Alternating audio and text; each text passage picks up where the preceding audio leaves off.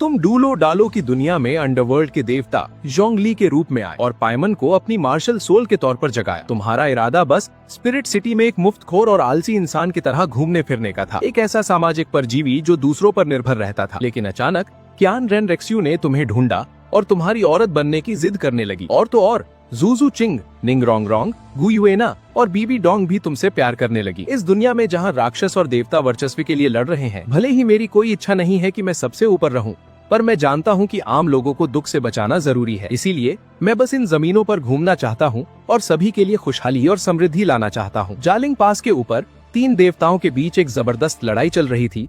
तभी दिव्य कवच पहने एक व्यक्ति अचानक नीचे उतरा। उसने अपनी बाहें बांधी और एक ऐसी शॉक वेव छोड़ी जिसने आसमान और जमीन दोनों को हिला दिया। ठीक उसी समय जब 5 विशाल पीले उल्का पिंड, जिनमें एक सर्वोच्च शासक की जबरदस्त ताकत थी, नीचे गिर रहे थे, क्यान रेन रेक्स्यू की आंखें अचानक खुल गईं। ठंडे पसीने से उसके औपचारिक कपड़े भीग गए थे। उसकी छाती तेजी से ऊपर नीचे हो रही थी और उसकी आंखों में बसा डर कम नहीं हो रहा था। ये वही सपना था जिसने उसे अनगिनत बार परेशान किया था। सी गॉड, राक्षस गॉड, स्पिरिट हॉल एम्पायर और वो रहस्यमय दिव्य व्यक्ति जो खुद को मोराक्स कहता था। फिर भी इस बार उल्का पिंडों के टकराने से पहले उसने वो चेहरा साफ साफ देखा था, एक ऐसा जाना पहचाना चेहरा जिसने उसके दिल को दहला दिया। असंभव, बिल्कुल असंभव। क्यान रेन रेक्स्यू ने जोर से अपना सिर हिलाया। उसकी उंगलियां कांप रही थीं। वो तो बस सड़कों पर घूमने वाला एक मुफ्तखोर और आलसी इंसान है। वो सर्वशक्तिमान नॉर्ड ऑफ जियो कॉन्ट्रैक्ट्स का देवता कैसे हो सकता है? इसी बीच हेवेंडू शहर के उत्तर में एक आलीशान हवेली में आपको अचानक छींक आई। आप रुके।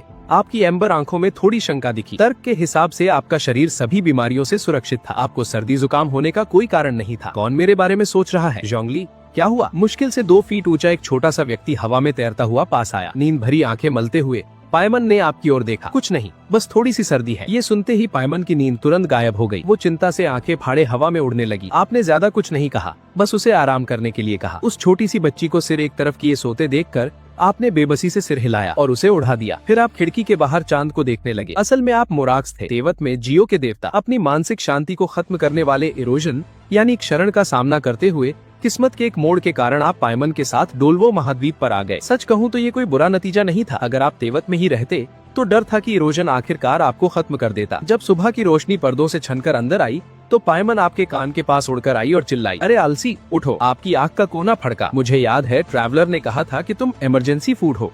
मैं नहीं हूँ। आखिरकार पायमन तो पायमन थी। वो छोटी सी बच्ची हवा में पैर पटकने लगी, हाथ कमर पर रखे और गुस्से से उसका चेहरा लाल हो गया। मैं तो बस मजाक कर रही थी। उसका गुस्सा ज्यादा देर नहीं रहा। वो जल्दी ही शांत हो गई और उम्मीद भरी नजरों से आपका हाथ खींचने लगी। अरे आलसी, नाश्ते में क्या खाएंगे? शहर के पश्चिम में एक जगह है जहाँ टोफू पुडिंग मिलती है। चलो आज उसे आजमाते हैं। बहुत बढ़िया, मुझे मीठी वाली चाहिए, 3 चम्मच एक्स्ट्रा चीनी के साथ। वैसे नमकीन टोफू पुडिंग ज्यादा बेहतर स्वाद वाली हो सकती है। बिल्कुल नहीं, मुझे मीठी ही चाहिए। जब आप टियांडो शहर की सड़कों पर चल रहे थे तो पायमन हर मिलने वाले व्यक्ति का अभिवादन करती, उन्हें सही सही अंकल, मिस या युवक कहकर बुलाती। वहाँ के लोग इस उड़ती हुई फरिश्ते के आदी हो चुके थे। वो बस उसे आपकी बदली हुई स्पिरिट मानते थे, जो लड़ाई में तो नुकसान नहीं पहुँचाती थी लेकिन बहुत प्यारी थी। उसके पीछे चलते हुए आपने एक ट्रैवलर होने की अनोखी खुशी महसूस की। पायमन के आपके प्रवक्ता के तौर पर काम करने की वजह से आपको शायद ही कभी बोलने की जरूरत पड़ती थी। शुभ प्रभात महामहिम क्राउन प्रिंस। पायमन ने हवा में तैरते हुए कैजुअली अभिवादन किया। जियो किंग हाई ने सहज रूप से जवाब दिया। जब तक उन्हें होश आया आप और पायमन दर्जनों मीटर दूर जा चुके थे। आप आराम से चल रहे थे और महसूस कर रहे थे कि पीछे से कोई उत्सुक नजर आपकी ओर बढ़ रही है। और सचमुच में कुछ ही पलों में जियो किंग हाई तेजी से चलकर आपके पास आ गए। छोटी पायमन,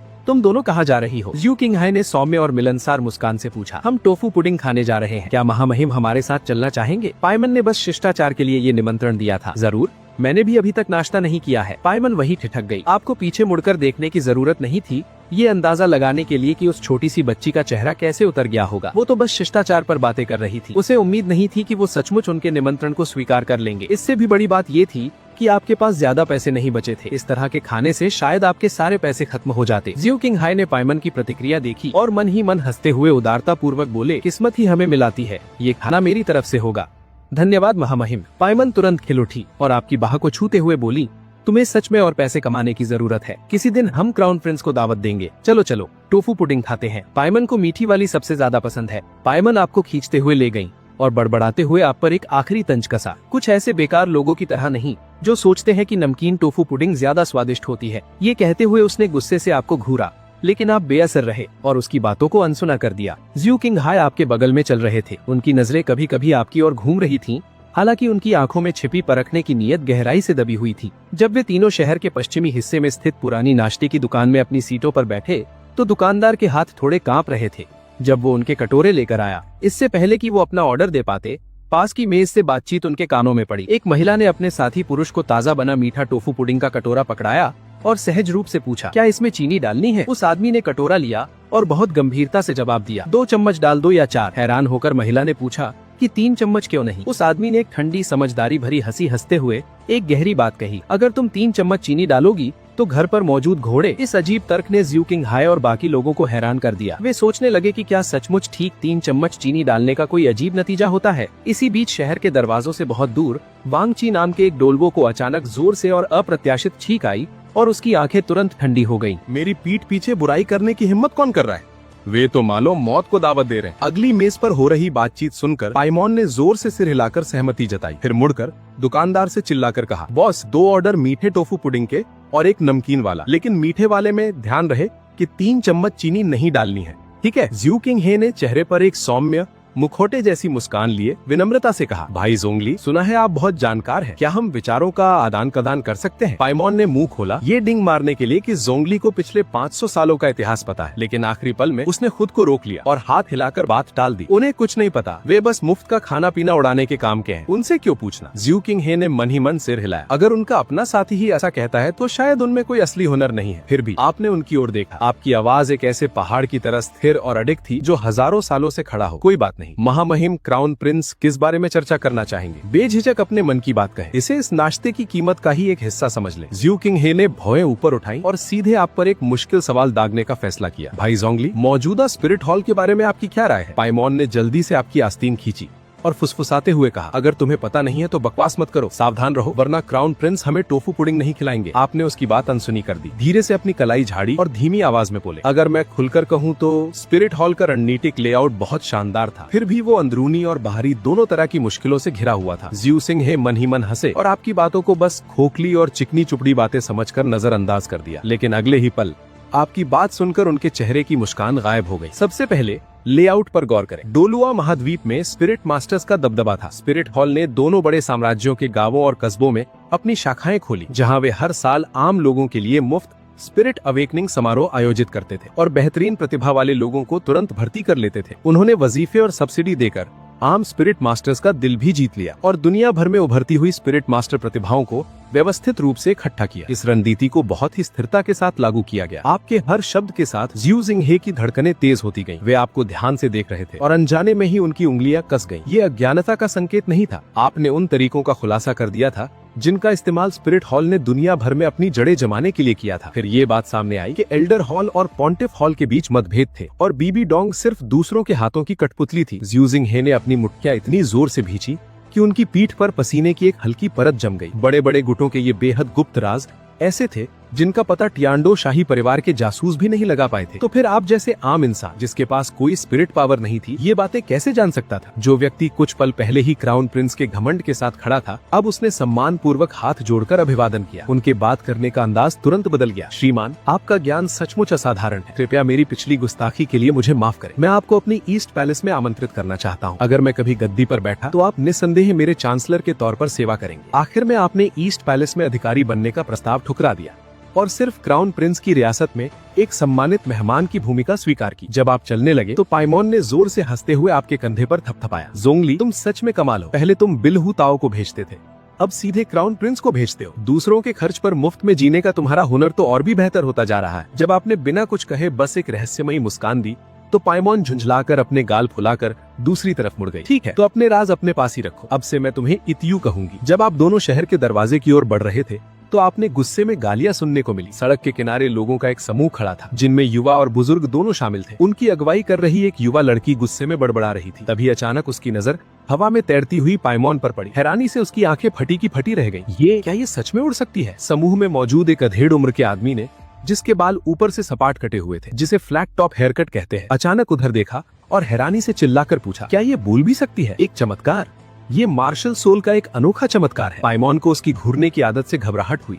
वो आपके पीछे छिप गई, अपना सिर बाहर निकाला और गुस्से से चिल्लाई, अजीब अंकल, अगर तुम मुझे ऐसे ही घुरते रहे तो मैं बदला लेने के लिए तुम्हें एक बुरा सा निकनेम दूंगी। मैं तुम्हें फ्लैट टॉप कहूंगी। पास खड़े फ्लैंडर हंसी नहीं रोक पाए और अपनी जांघ पर हाथ मारा। शाओगांग, ये बहुत बढ़िया निकनेम है, फ्लैट टॉप। फ्लैंडर, अगर तुम दोबारा हंसे तो मैं तुमसे सारे रिश्ते तोड़ लूंगा। यू शाओगांग का चेहरा गुस्से से तमतमा गया। उसने अपनी भावनाओं को काबू करने के लिए कई बार गहरी सांसें ली। वो उस व्यक्ति की ओर मुड़ा जो पूरे समय चुपचाप खड़ा था। बस एक नजर डालते ही वो हैरान रह गया।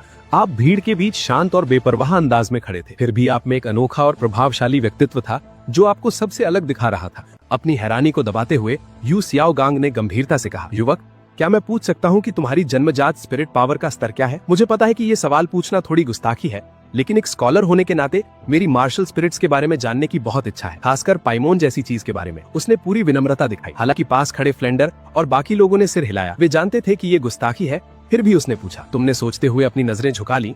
तुम असल में डोलुओ कॉन्टिनेंट से नहीं थे, और अब तुम्हारे पास इंसानी शरीर भी नहीं था, तो तुम्हारे पास जन्मजात स्पिरिट पावर कैसे हो सकती थी? समूह पर नजर डालते हुए और उनकी बिखरी हुई बातों और खासियतों को जोड़ते हुए तुमने जल्दी ही उन्हें पहचान लिया। ये श्रेक चीम थी जिसे अभी अभी तियांडो रॉयल एकेडमी से निकाला गया था। जन्मजात स्पिरिट पावर क्या होती है? पाइमोन ने अपने छोटे पंख फड़फड़ाते हुए तुम्हारे पास आकर हैरानी से अपना सिर टेढ़ा किया। जैसे ही वो बोली, वहाँ सन्नाटा छा गया। इसमें कोई हैरानी की बात नहीं कि जब जन्मजात स्पिरिट पावर का जिक्र हुआ तो उसका ध्यान भटक गया। पता चला कि उसमें तो ये है ही नहीं। कितना दुखद है। यू शाओगांग ने अफसोस में सिर हिलाया। हालांकि उनके मन में थोड़ी श्रेष्ठता की भावना भी थी। भले ही उनकी अपनी ताकत कम थी, लेकिन कम से कम उनके पास आधे लेवल की जन्मजात स्पिरिट पावर तो थी जिससे वे कल्टीवेशन कर सकते थे। भले ही उन्हें लेवल 29 तक पहुंचने में 50 साल लग गए हो। इस व्यक्ति में जरा सी भी स्पिरिट पावर नहीं थी। एक बिल्कुल साधारण इंसान। इतने दुर्लभ ह्यूमनॉइड मार्शल सोल के बावजूद स्पिरिट पावर ना होने के कारण उनमें कोई रिसर्च वैल्यू भी नहीं बची थी। उन्होंने पाइमोन को परखा और संभावनाओं का हिसाब लगाया, बस यही उम्मीद करते हुए कि शायद भविष्य की कोई पीढ़ी इस सोल को विरासत में पाए और उसमें बदलाव यानी म्यूटेशन देखे। साथ ही दिखावटी तौर पर ये अफसोस भी जताया कि बाहरी जानवर प्रकार के मार्शल सोल की किस्मत हमेशा कितनी खराब होती है। फिर भी उनके अंदर एक गुप्त संतुष्टि महसूस हो रही थी। कम से कम मैं इस बेकार इंसान से तो बेहतर हूँ। आपने उसके मन के विचारों को नजरअंदाज कर दिया और शांति से पाइमोन को समझाया। डोलुओ महाद्वीप पर बच्चे 6 साल की उम्र में अपने मार्शल सोल को जगाते हैं। जन्मजात स्पिरिट पावर सोल के साथ ही प्रकट होती है। स्पिरिट पावर के बिना कोई भी व्यक्ति ध्यान नहीं कर सकता या स्पिरिट मास्टर नहीं बन सकता। यहाँ तक कि आधा लेवल या एक लेवल भी कड़ी मेहनत से कल्टीवेशन की अनुमति देता है। स्पिरिट पावर का लेवल काफी हद तक मार्शल सोल की गुणवत्ता और व्यक्ति की अपनी क्षमता पर निर्भर करता है। एक ही तरह का मार्शल सोल अलग अलग लोगों में अलग अलग स्पिरिट पावर दे सकता है। आपकी व्याख्या स्पष्ट और तार्किक थी। सुनने वालों की आंखें फड़क उठी। क्या इसे ही समझ ना पाना कहते थे? आपकी व्याख्या यू शाओगांग द्वारा दी गई किसी भी व्याख्या से कहीं अधिक स्पष्ट थी। यू शाओगांग के बिगड़ते चेहरे को देखकर सभी सोचने लगे, क्या ये सचमुच इतना बड़ा संयोग हो सकता है? बेकार बाहरी जानवर प्रकार के मार्शल सोल वाले 2 लोग और दोनों ही मार्शल सोल रिसर्च के रास्ते पर चल रहे हैं। वाओ, मार्शल सोल अद्भुत होते हैं। पाइमोन की आंखें चमक उठी और उसने तालियां बजाई। काश पाइमोन के पास भी एक मार्शल सोल होता। सभी के मुंह एक साथ टेढ़े हो गए। आप खुद एक मार्शल सोल थे, फिर भी आप एक मार्शल सोल पाना चाहते थे। ये तो बिल्कुल उल्टी बात थी। भीड़ में झूझू किंग जो सिर झुकाए चुपचाप खड़ी थी, उसने अचानक ऊपर देखा और अपनी नजरें तुम पर टिका दी। तुमने उसकी आंखों में देखा और हल्की सी भौं से कोड़ी। उस लड़की की नजर अजीब थी। उसमें जान पहचान और हैरानी का भाव था, साथ ही कुछ अविश्वास और उलझन भी, मानो उसने तुम्हें पहले कहीं देखा हो। झूझू किंग के दिमाग में कई तस्वीरें उभरी। उसके सपनों में बार बार दिखने वाली मिट्टी के रंग जैसी पीली रोशनी की ढाल, एक कोमल और भरोसा दिलाने वाली आवाज और ये शब्द, पत्थर का भार मन को शांति देता है। Rex Lapis. उसने जल्दी से अपना सिर हिलाया और उस अजीब ख्याल को दबा दिया। रेक्स लैपिस, इतने ऊंचे दर्जे का देवता बिना स्पिरिट पावर वाला कोई आम इंसान कैसे हो सकता है? शायद ये बस शरीर और स्वभाव की समानता थी। झू किंग, तुम क्या देख रही हो? डाइमोबाई। जैसे ही उसकी नजर उधर गई, उसके अंदर गुस्से और चिड़चिड़ाहट की लहर दौड़ गई। डाइमोबाई, हम इतने करीब नहीं हैं। मुझे मेरे पूरे नाम से बुलाओ। झू किंग ने अपनी नजरें अपना ली। उसके चेहरे पर बेरुखी थी। डाइमोबाई ने झुंझलाहट में दांत पीसे। उसका वह ठंडा चेहरा देखकर उसकी चिड़चिड़ाहट और बढ़ गई। अकेडमी से निकाले जाने का गुस्सा निकालने के लिए उसके पास कोई जगह नहीं थी और अब ये सुंदर लड़का उसकी औरत पर डोरे डालने की हिम्मत कर रहा था। वह तो मानो मौत को दावत दे रहा था। एक बुरी मुस्कान के साथ वह आगे बढ़ा, उस गुस्ताख आम आदमी को सबक सिखाने के इरादे से। डाइमोबाई, कोई जल्दबाजी मत करना। झू किंग के चेहरे के भाव बदले और उसने सख्ती से दखल दिया। वह एक आम आदमी है, तुम उस पर हमला नहीं कर सकते। ये हेवन डू सिटी है, नतीजों के बारे में सोचो। फ्लेंडर और जाओ वूजी पीछे हाथ बांधे खड़े थे। उन्हें रोकने का कोई इरादा नहीं दिख रहा था, जबकि माँ होंगजुन और ऑस्कर आग में घी डाल रहे थे और पूरे मामले को बस मनोरंजन की तरह ले रहे थे। अरे तुम क्या कर रहे हो? पाइमोन आसानी से डरती नहीं है। पाइमोन कांप रही थी, तन और मन दोनों से, उसकी आवाज भी कांप रही थी। बिना सोचे समझे वह झोंगली के पीछे उड़कर बस अपना सिर बाहर निकालकर डाई मोबाई को देखने लगी। डाई मोबाई का चेहरा गुस्से से काला पड़ गया। उसने मुट्ठियां भींची और गुर्रा कर पास आया। छोटे आदमी, तुम जो चाहो खा सकते हो, लेकिन जो मन में आए वो नहीं कह सकते। जैसे ही डाई मोबाई हमला करने वाला था, पाइमोन अचानक तुम्हारे पीछे से उड़कर बाहर आ गई। उसने कमर पर हाथ रखे और सीना तानकर चुनौती भरे अंदाज में खड़ी हो गई। हम कोई आम लोग नहीं है, झोंगली क्राउन प्रिंस के खास गेस्ट है। ज्यू किंगहा हमारे साथ बहुत सम्मान से पेश आते हैं। ये शब्द सुनते ही पूरी भीड़ सन्न रह गई। बिना किसी स्पिरिट पावर वाला एक आम आदमी हेवेंडू क्राउन प्रिंस के महल में खास मेहमान। दाई मोबाई ने तिरस्कार से मुंह बनाया। खास मेहमान? तो फिर मैं स्टार लो एम्पायर का तीसरा राजकुमार हूँ। पाइमोन की बातों को बकवास मानकर उसने तुम्हें एक तरफ ढकेलने के लिए हाथ उठाया, लेकिन तभी तुमने उसके पीछे जूजू किंग की ओर देखा और शांति से कहा, युवती, क्या हम एक दूसरे को जानते हैं? भीड़ हैरान रह गई। लड़ाई करने आया आदमी को नजरअंदाज करके उसकी मंगेतर से बात शुरू करना, ये वाकई बहुत हिम्मत वाला काम था। जूजू किंग ने तुम्हारी शांत नजरों का सामना किया। उसके कान तुरंत लाल हो गए। उसने सिर झुकाया और धीरे से कहा, मैं उसे नहीं जानती। उसे किसी क्रश में डूबी हुई लड़की की तरह देखकर पूरा श्रेक ग्रुप हैरान रह गया। क्या ये सच में वही ठंडी और सख्त जूजू किंग थी? क्या बॉस दाई को धोखा मिलने वाला था? माँ होंगजुन ने बिना आवाज धीमी किए ये बात कह दी। उसकी बातों ने तुरंत दाई मोबाई का गुस्सा भड़का दिया। उसकी जबरदस्त ऊर्जा तेजी से उमड़ने लगी और उसकी मुट्ठियां चटकने की आवाज के साथ भिंच गई। जैसे ही मामला बिगड़ने वाला था, एक शानदार व्यक्तित्व वाला व्यक्ति वहाँ आया। वो ज्यू किंग हे था जो वापस लौट आया था। गेस्ट एडवाइजर, मैं एक बात भूल ही गया था। महामहिम क्राउन प्रिंस, आप आखिरकार आ ही गए। पाइमोन उड़कर शिकायत करने पहुंची। ये आदमी हमें परेशान करने की कोशिश कर रहा था।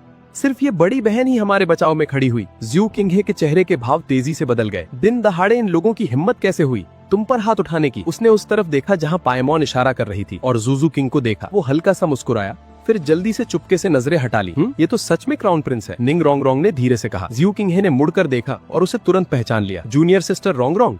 निंग रोंग रोंग उनका अभिवादन करने के लिए आगे बढ़ी, जिससे श्रेक ग्रुप पूरी तरह से हैरान रह गया। क्या आप सच में क्राउन प्रिंस के एस्टेट के गेस्ट एडवाइजर हैं? ज्यू किंग को कुछ याद आया। उसके चेहरे पर सख्ती आ गई। उसने कड़े लहजे में भीड़ से कहा, क्या तुम्हें पता है कि मिस्टर जोंगली मेरे एस्टेट के गेस्ट एडवाइजर हैं? ज्यू किंग का चेहरा गुस्से से लाल हो गया था और उसके आसपास का माहौल भारी और तनावपूर्ण हो गया था। उसने अभी अभी इस आदमी को गेस्ट एडवाइजर नियुक्त किया था और तभी कोई आकर उसे उकसाने लगा। ये सिर्फ एडवाइजर का अपमान नहीं था, ये खुद क्राउन प्रिंस के एस्टेट का अपमान था। उसकी नजर में इस आदमी के पास गहरा ईश्वर जैसा ज्ञान था, एक जीनियस जो हजारों सालों में एक बार ही दिखता है। स्वर्ग ने उसे बेमिसाल बुद्धि और एक दुर्लभ म्यूटेटेड स्पिरिट दी थी, लेकिन उसकी जन्मजात स्पिरिट पावर में कंजूसी की थी। ये सच में ऐसा मामला था जैसे स्वर्ग को ऐसी प्रतिभा से जलन हो रही हो। तुम लोग असल में कौर हो। मिस्टर जोंगली को नुकसान पहुंचाने के लिए तुम्हें किसने भेजा? उसकी नजरें ठंडी थीं और उसकी आंखों में मारने का इरादा साफ झलक रहा था। श्रेक ग्रुप पूरी तरह से हैरान परेशान था। कौन सोच सकता था कि बिना स्पिरिट पावर वाला एक बेकार आदमी क्राउन प्रिंस को इतना गुस्सा दिला सकता है? निंग रोंग रोंग और भी हैरान थी। उसकी यादों में ज्यू किंग हमेशा शांत और सभ्य रहे थे।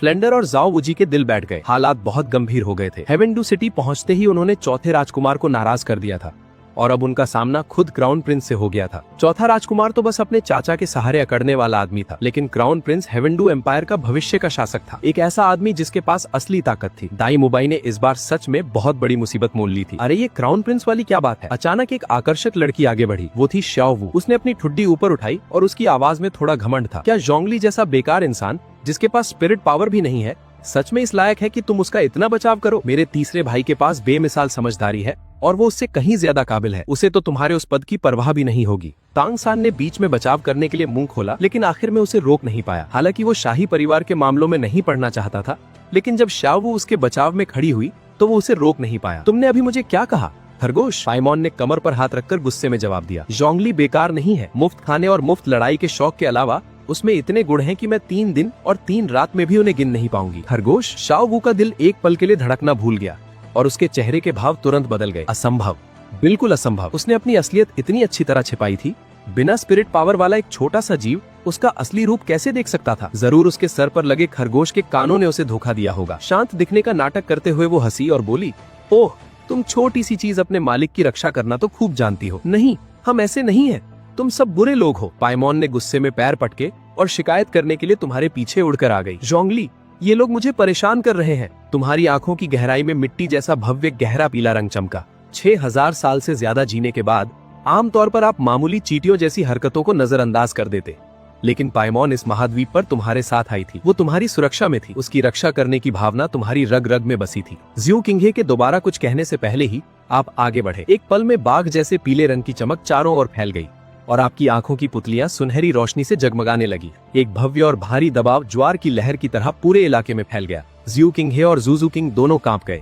उनके दिल हिल गए। ये एहसास बहुत पहचाना पहचाना था। ये आपके सपनों की आवाज थी जो हमेशा पहाड़ की तरह अडिग रहती है। ये वही था, पत्थर का वजन, उसे भरोसा दिलाने वाला। यमराज महसूस कर रहा था कि उसका खून और शरीर कांप रहे हैं। उसके दिल में डर और खुशी का मिला जुला एहसास था। जिस व्यक्ति की वो इतने समय से तलाश कर रहा था वो ठीक उसकी आंखों के सामने था। आप एक पल के लिए रुके। जैसे ही आपने अपना दूसरा कदम बढ़ाया, पूरे अखाड़े में मौत जैसी सन्नाटा छा गई। आपके पैरों के नीचे से धीरे धीरे 9 स्पिरिट रिंग्स, पीली पीली, बैंगनी बैंगनी, काली काली, काली काली, रेड, ऊपर उठी और साथ ही आपके माथे पर चुपचाप मिट्टी जैसे पीले रंग के ड्रैगन सींग उभरे। जोंगली, वे मुझे परेशान कर रहे हैं, पाइमॉन ने गुस्से में कहा। वो तुम्हारे पीछे छिप गई और सामने खड़े ग्रुप को गुस्से से घूरते हुए शिकायत करने लगी। तुम चुप रहे। जैसे ही ज्यू किंघे कुछ बोलने वाली थी, तुमने एक कदम आगे बढ़ाया। एक शानदार पीली रोशनी चारों ओर फैल गई। ज्यू किंघे और जू किंग दोनों कांप उठी। उनके अंदर एक अजीब सी जानी पहचानी भावना जाग उठी। तुम्हारी एम्बर आंखों में सुनहरे पैटर्न घूमने लगे और एक भयानक दबाव, पहाड़ जैसा भारी और प्रभावशाली, किसी समुद्री लहर की तरह पूरे इलाके में फैल गया। रुको, क्या वो कोई आम इंसान नहीं है? जियो आर्चन, कियान रेनेक्सू इस शक्ति को, जियो के देवता का वो भारी शानदार दबाव बहुत अच्छी तरह जानती थी। ये उस व्यक्ति की शक्ति थी जो रात रात भर उसके सपनों में आता था। उसने उसे इतने लंबे समय तक ढूंढा था और अब वो अचानक उसकी आंखों के सामने आ गया था। वो वही था, पक्का वही था। ज्यू किंघे बेकाबू होकर कांपने लगी। उसके अंदर डर, उत्साह और एक जटिल ना बयां की जा सकने वाली भावना उमड़ रही थी। कुछ महसूस करते हुए तुम थोड़ी देर के लिए रुके। जैसे ही तुम्हारा पैर फिर से जमीन पर पड़ा, तुम्हारा आभा मंडल, ऑरा पूरी तरह बदल गया। 9 स्पिरिट रिंग्स, पीली पीली, बैंगनी बैंगनी, काली काली, काली काली, लाल, तुम्हारे पैरों के नीचे से निकली और हवा को चीरती हुई ऊपर उठी। मिट्टी के रंग जैसा पीला एक विशाल ड्रैगन का पैर बाहर निकला जो सूरज की रोशनी में एक गंभीर और ठंडी चमक के साथ चमक रहा था। पूरी भीड़ डर से सहम गई। देखने वाले लोग घबराकर पीछे हटने लगे। हवा, हाउलिंग विंड डोलुओ, ये हाउलिंग विंड डोलुओ है जिसके पास 1 लाख साल पुरानी स्पिरिट रिम है। फ्लेंडर और बाकी लोगों की पीठ पसीने से तरबतर थी। उनकी कनपटियों से ठंडी बूंदें टपक रही थीं और उनकी उंगलियां भी कांप रही थीं। पाइमॉन ने अपना सिर झुकाया। उसकी गोल गोल आंखों में उत्सुकता भरी थी। तुम्हें ये अंगूठियां कब मिली? हालांकि वो अपने मन की बात छिपा नहीं पाती थी, लेकिन उसे पता था कि क्या कहना है और क्या नहीं। जब उसने दूसरों से तुम्हारा परिचय कराया तो उसने तुम्हें बिना किसी खास हुनर वाले एक आम इंसान के तौर पर बताया। उसने कभी मोराक्स या उस व्यक्ति का जिक्र नहीं किया जिसने डेमन गॉड्स के युग को खत्म किया था। जोंगली, जियो के देवता जिन्होंने 1000 साल तक लियुए की रक्षा की थी, कियान रेनेक्सू और जू किंग दोनों ही निराशा से गुस्से में थीं। उनकी यादों में जियो के देवता को कभी स्पिरिट रिंग जैसी चीजों की जरूरत नहीं पड़ी थी। फिर भी इस बारे में ज्यादा सोचने का समय नहीं था। बस वहां खड़े होकर ही उन्होंने ऐसा दबाव बनाया कि सांस लेना मुश्किल हो गया था। उनके स्पिरिट अवतार ट्रांसफॉर्मेशन को देखकर साफ पता चल रहा था कि ये एक top level dragon type spirit थी जिसमें 1 लाख साल पुरानी स्पिरिट रिंग भी शामिल थी। श्रेक टीम डर के मारे सन्न रह गई। डाई मोबाई का चेहरा पीला पड़ गया था। उसकी आंखें खालीपन में टिकी थीं। उन्होंने अभी अभी डुगुबो को नाराज किया था और तभी उन्हें उससे कई गुना ज्यादा ताकतवर व्यक्ति का सामना करना पड़ा। उसे सांस लेना भी मुश्किल हो रहा था। देखने वाले लोग शोर मचा रहे थे। उनके चेहरों पर अविश्वास था। जोंगली, क्या वो सच में 1 लाख साल पुरानी स्पिरिट रिंग वाले टाइटल डोलुओ थे? क्या उनकी स्पिरिट सिर्फ वो छोटा सा तैरता हुआ मैस्कॉट नहीं था? तुम क्या जानते हो, वो एक ट्विन स्पिरिट है। नामों के बारे में बकवास बंद करो, तुम हमें मरवा दोगे। जब ये बातचीत तांग सान के कानों तक पहुंची तो उसका दिल बैठ गया। ट्विन स्पिरिट्स, और उसने अपनी पहली स्पिरिट को टाइटल डोलुओ लेवल तक विकसित किया था और किसी भी पल अपनी दूसरी स्पिरिट पाइमॉन में स्पिरिट रिंग्स जोड़ने के लिए तैयार था। एक बार जब वो दूसरी स्पिरिट पूरी तरह से तैयार हो जाती तो वो कम से कम 9 स्पिरिट रिंग्स वाला एक बेजोड़ ताकतवर व्यक्ति बन जाता, जिनमें से हर एक 50,000 साल से ज्यादा पुरानी होती। इससे भी ज्यादा चौंकाने वाली बात थी दोनों स्पिरिट्स को साथ प्रकट करने की क्षमता। भीड़ हैरान रह गई। उनके रोंगटे खड़े हो गए। बाहरी बीस्ट स्पिरिट्स तो बहुत कम मिलती थीं, लेकिन एक साथ 2 स्पिरिट्स को एक्टिवेट करना तो कभी सुना नहीं गया था। तभी खुली जगह पर एक भारी आवाज गूंजी, दोस्त, क्या तुम मुझ पर यानी तांग हाओ पर एक एहसान करोगे और इन बच्चों को छोड़ दोगे? बदले में मैं तुम्हें जरूर कोई बढ़िया तोहफा दूंगा। साए में छिपे तांग हाओ अंदर ही अंदर परेशान कर रहे थे। दो स्पिरिट्स, टाइटल डोलुओ, 1 लाख साल पुराना रिंग। हालात उनके लिए भी मुश्किल थे। उनका अपना 1 लाख साल पुराना रिंग एक अनोखी जगह से मिला था, लेकिन उस दूसरे आदमी की ऊर्जा स्थिर और गहरी थी। साफ तौर पर यह लेवल 90 पर 1 लाख साल पुराने स्पिरिट बीस्ट का खुद शिकार करने का नतीजा था। सच में एक जबरदस्त दुश्मन। अगर लड़ाई होती तो उनकी पुरानी छिपी हुई चोटें लंबी लड़ाई नहीं झेल पाती। अगर जीत भी मिलती तो वो ऐसी होती जिससे तांग सान का भविष्य खतरे में पड़ जाता। वो इसलिए बीच में आए थे क्योंकि उन्हें डर था कि वो तांग सान और स्याओ वू पर अपना गुस्सा निकाल सकते हैं। जहां तक दूसरों की जान का सवाल था, शुरुआत में उन्हें इसकी परवाह नहीं थी, लेकिन फिर ट्विन मार्शल सोल्स और स्याओ वू सुनकर तांग हाओ का दिल जोर से धड़का। एक टाइटल डोलुओ 1 लाख साल पुराना रिंग तो नहीं अपना सकता था, लेकिन 1 लाख साल पुरानी स्पिरिट बोन अलग थी। उसे कोई भी अपना सकता था, चाहे उसका रैंक कुछ भी हो। वो 1 लाख साल पुरानी स्पिरिट बीस्ट को कैसे जाने देते, जो लगभग उनके दरवाजे पर चला आया था। उधर स्याओ वू का चेहरा पीला पड़ गया था। डर के मारे उसका शरीर ठंडा पड़ रहा था। अगर उन्हें पता होता कि वो टाइटल डोलुओ है तो वो कभी आगे नहीं आते। वो भीड़ में छिपे रहते और सुरक्षित रहते। लेकिन अब ट्विन मार्शल सोल्स वाले टाइटल डोलुओ का सामना करते हुए उनके बचने का क्या मौका था? मुझे एक जवाब चाहिए। आपकी शांत और स्थिर आवाज हवा को चीरती हुई तांग हाओ के कानों तक साफ पहुंची, जिसमें कोई हिचकिचाहट या भावना नहीं थी। तांग हाओ के माथे की नस थोड़ी फड़कने लगी। उन्होंने अपनी मुट्ठियां भींच ली। ऐसा नहीं था कि उन्होंने लड़ने के बारे में नहीं सोचा था, लेकिन इसकी कीमत उन्हें बहुत भारी पड़ती। थोड़ी देर की खामोशी के बाद उन्होंने अपनी आंखों में छिपे मारने के इरादे को दबा दिया और आखिरकार एक कदम पीछे हट गए। दोस्त, जब तक तुम इस खरगोश का शिकार नहीं करते, मैं तांग हाओ तुम्हें इसके बराबर की कोई चीज देने को तैयार हूँ। तुम हैरान रह गए। तुमने कब कहा था कि तुम स्याओ वू को मारना चाहते हो? तांग हाओ साफ तौर पर ज्यादा सोच रहे थे। फिर भी उस खरगोश ने पहले बदतमीजी की थी। मानसिक परेशानी के लिए मुआवजा मांगना बिल्कुल सही था। मैं तुम्हारे साथ एक कॉन्ट्रैक्ट साइन कर सकता हूँ। अगर वो मुझे या पाइमॉन को उकसाता नहीं है तो मैं जोंगली कभी उसका शिकार नहीं करूंगा। एक कॉन्ट्रैक्ट? तांग हाओ ने राहत की सांस ली। तुम्हारे पहले के व्यवहार को देखकर लगता था कि तुम साधारण पसंद इंसान हो। अगर डाई मोबाई और बाकियों ने तुम्हें उकसाया ना होता तो तुम अपनी असली ताकत कभी जाहिर ना करते। ऐसे लोग रणनीति को अहमियत देते थे। एक बार समझौता हो जाने तो वे उसका पालन करते थे। ठीक है, मर्दों के बीच एक समझौता, उसने मन ही मन सोचा। बस इंतजार करो। एक बार जब शाओ सान टाइटल डोलुओ लेवल तक पहुंच जाएगा तो मैं आज खोई हुई हर चीज वापस ले लूंगा। बाहर खड़े लोग हैरान थे। उन्होंने बस तुम्हें अपना मार्शल वोल निकालते देखा और फिर बिल्कुल स्थिर खड़े हो गए। किसी भी तरफ से पहले हमला करने की हिम्मत नहीं हो रही थी। अचानक अंधेरे से एक साधारण लकड़ी का बक्सा उड़कर आया और तुम्हारे सामने आराम से टिक गया। पाइमॉन, इसे रख लो, ये मुआवजा है। पाइमॉन जोर से धप से नीचे उतरी। उसके छोटे से हाथ के छूते ही लकड़ी का बक्सा हवा में गायब हो गया, जैसे किसी स्पेशल स्पिरिट टूल में रख दिया गया हो। भीड़ हैरान होकर चुपचाप देखती रह गई। मुआवजा? उन्हें आखिरकार समझ आया कि अंधेरे में छिपे किसी व्यक्ति ने तुम्हारे साथ कोई सौदा किया था। एक ऐसा सौदा जो साफ तौर पर उनके ग्रुप से जुड़ा हुआ था। तुम अचानक बोले। तुम्हारी आवाज तेज नहीं थी, फिर भी डाई मोबाई के पूरे शरीर में सिहरन दौड़ गई। वो एक ऐसे बेमिसाल ताकतवर इंसान का सामना कर रहा था जिसे नाराज करने की हिम्मत उसके अपने शाही पिता की भी नहीं थी। उसने बिना सोचे समझे जल्दबाजी में ऐसा किया था, गुस्से में अंधा होकर। तुम में एक असाधारण गरिमा थी, फिर भी वो एक लापरवाह और गुस्सैल इंसान की तरह तुम पर झपटा था। धप। डाई मोबाई ने बिना एक पल की देरी किए घुटने टेक दिए। तुमने मुआवजा तो स्वीकार कर लिया था, लेकिन खास तौर पर उसे अलग थलग कर दिया, जिससे ये संकेत मिला कि वो समझौते में शामिल नहीं था। थप्पड़। उसने अपना हाथ उठाया और जोर से अपने ही चेहरे पर मारा। शर्म से सिर झुका लिया और तुम्हारी नजरों से नजरें मिलाने की हिम्मत नहीं जुटा पाया।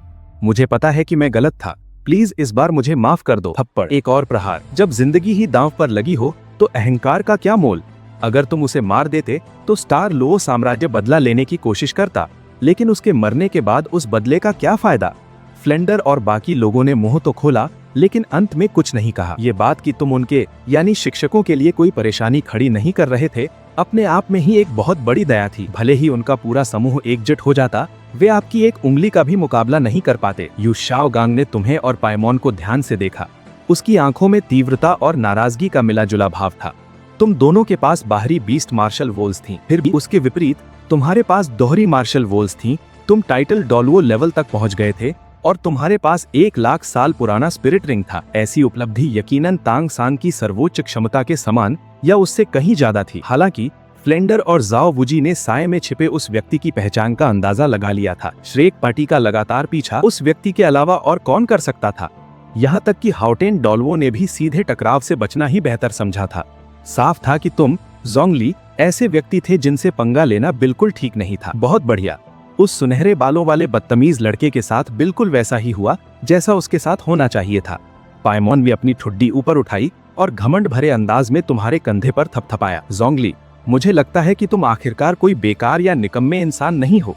पाइमोन को देखते हुए आसपास की भीड़ ने एक साथ घूंट भरा। पाइमोन को देखने का उनका नजरिया पूरी तरह बदल गया। आसपास की भीड़ ने एक साथ हैरानी से सांस रोकी।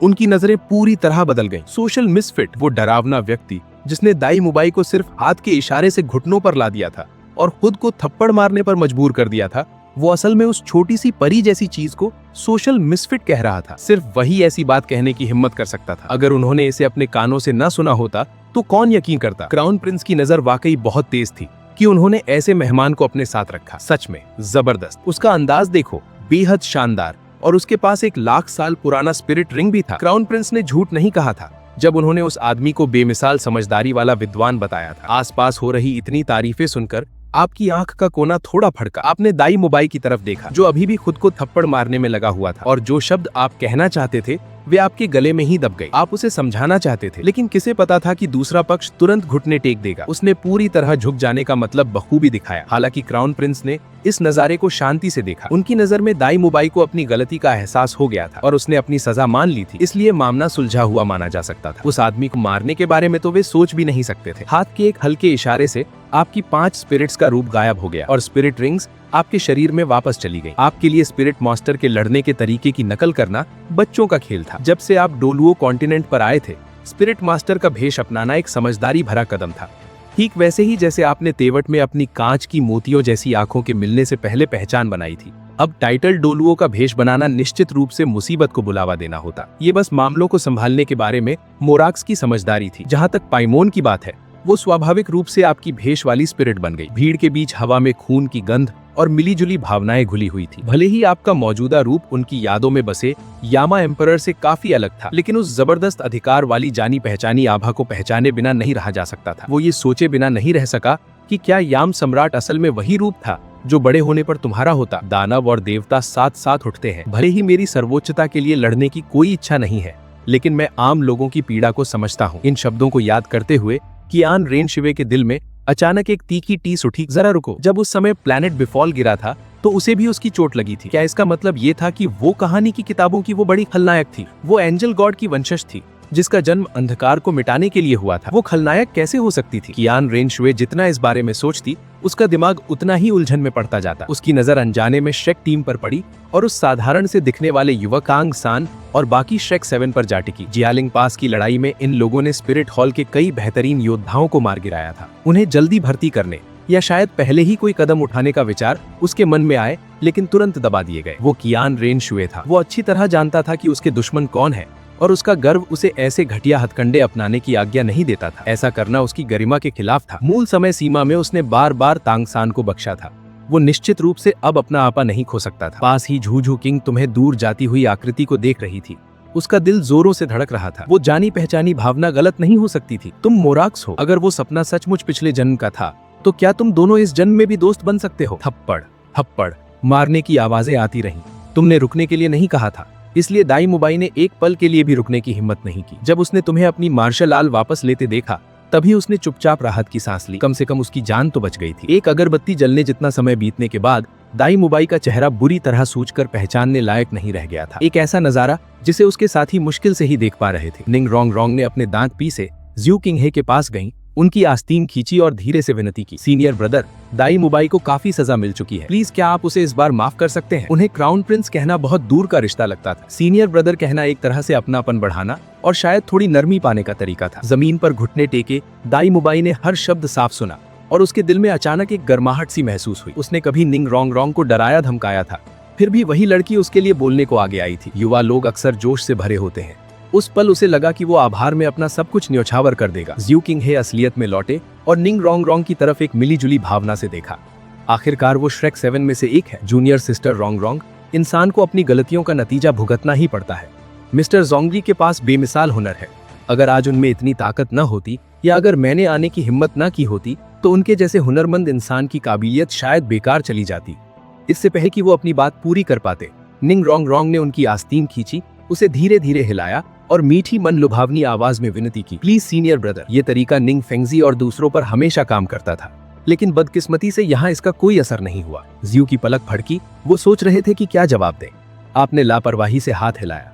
योर हाइनेस, चीजों को मुश्किल बनाने की कोई जरूरत नहीं है। दाई मोबाई को उसकी सजा मिल चुकी है। आइए इस मामले को यहीं खत्म करते हैं। श्रेक टीम तुरंत खुशी से झूम उठी। दाई मोबाई रुका, फिर जल्दी से 2 बार सिर झुकाकर प्रणाम किया। धन्यवाद योर हाइनेस, धन्यवाद योर हाइनेस। पाइमोन की आंखें अचानक चमक उठी, जैसे उसे कुछ याद आ गया हो। अपने छोटे छोटे हाथों को रगड़ते हुए उसने जियू किंग और क्राउन प्रिंस की तरफ देखा। योर हाइनेस, आप पहले जोंगली से किस बारे में बात करना चाहते थे? दोपहर होने वाली है, कहीं आप उन्हें दावत देने का तो नहीं सोच रहे? इन शब्दों से कियान रेनशुए को कुछ एहसास हुआ। शुरू में उन्हें लगा कि आप में स्पिरिट पावर की कमी है, इसलिए उन्होंने एक टोकन गिफ्ट के तौर पर अनलिमिटेड फंड वाला डेबिट कार्ड तैयार किया था। लेकिन अब जब ये साफ हो गया कि आप एक टॉप लेवल के पावर हाउस है, शायद अंडरवर्ल्ड के लॉर्ड ही, तो वो गिफ्ट अब सही नहीं था।